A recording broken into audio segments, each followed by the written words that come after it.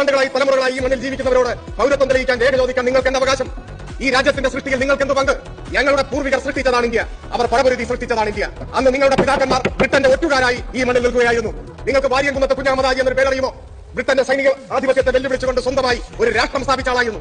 തന്റെ റിപ്പബ്ലിക്കിന് അദ്ദേഹം ഇട്ട പേര് മലയാള രാജ്യമെന്നായിരുന്നു. ബലം പ്രയോഗിച്ച് ബ്രിട്ടൻ അദ്ദേഹത്തെ കീഴ്പ്പെടുത്തി മീശയിലെ ഓരോ രോമങ്ങളും പിഴുതെടുത്ത് ബയനറ്റ് കൊണ്ട് കുത്തി അവസാനം ഒരു ഓഫർ മുൻപോട്ട് വെച്ചു. നിങ്ങൾ മാപ്പപേക്ഷ എഴുതി തന്നാൽ, നിങ്ങൾ സ്വാതന്ത്ര്യ സമരം അവസാനിപ്പിച്ചാൽ നിങ്ങളെ മക്കയിൽ സുഖമായി ജീവിക്കാനുള്ള സൗകര്യം ഏർപ്പെടുത്തി തരാം എന്നാണ് ബ്രിട്ടീഷ് സൈന്യ മേധാവികൾ അദ്ദേഹത്തോട് പറഞ്ഞത്. ആ ഓഫറിന്റെ മുൻപിൽ മൃതപ്പായെങ്കിലും പുഞ്ചിരി പായാത്ത മുഖവുമായി വാര്യംകുന്നത്ത് കുഞ്ഞഹമ്മദ് മറുപടി പറഞ്ഞു അത്രേ, മക്ക എനിക്ക് ഇഷ്ടമാണ്, പക്ഷേ നിങ്ങൾ അറിയണം, ഞാൻ പിറന്നു വീണത് മക്കയിലല്ല, സമര പോരാട്ടങ്ങളുടെ വീരേതിഹാസങ്ങൾ ഉറങ്ങുന്ന ഏറനാടിന്റെ മണ്ണിലാണ്. ഈ മണ്ണിൽ ഞാൻ മരിച്ചു വീഴും, ഈ മണ്ണിൽ ഞാൻ ജയിച്ചു ചേരും. ഈ വാക്കാണ് അദ്ദേഹം പറഞ്ഞത്. അദ്ദേഹത്തെ വധശിക്ഷയ്ക്ക് വിധിച്ചു.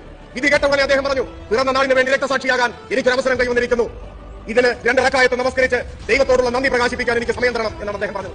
അദ്ദേഹത്തിന്റെ അന്തിമാഭിലാഷ പ്രകാരം മുന്നിൽ നിന്ന് വെടിവെച്ചാണ് അദ്ദേഹത്തെ കൊന്നത്. അന്ന് പുറകിൽ നിന്ന് കണ്ണുകെട്ടിയാണ് വെടിവെച്ച് ആളുകളെ കൊന്നുകൊണ്ടിരുന്നത്. അവസാനത്തെ ആഗ്രഹം ചോദിച്ചപ്പോൾ അദ്ദേഹം പറഞ്ഞു, നിങ്ങൾ എന്റെ കണ്ണുകൾ മൂടിക്കെട്ടരുത്, നിങ്ങൾ എന്നെ മുന്നിൽ നിന്ന് വെടിവെക്കണം. അങ്ങനെ പറഞ്ഞ ധീരന്മാരുടെ നാടാണ് ഈ നാട്, ആലിമുസ്ലിയാരുടെ നാടാണ് ഈ നാട്. ബ്രിട്ടീഷ് പട്ടാളത്തെ തോൽപ്പിച്ചവരാണ് ഈ ഏറനാട്ടിലെ മാപ്പിളമാർ. ആ പ്രൗഢഗംഭീരമായ ഭൂതകാലം നിലനിൽക്കുമ്പോഴാണ് നിങ്ങൾ ഒരു ജനതയെ ആകമാനം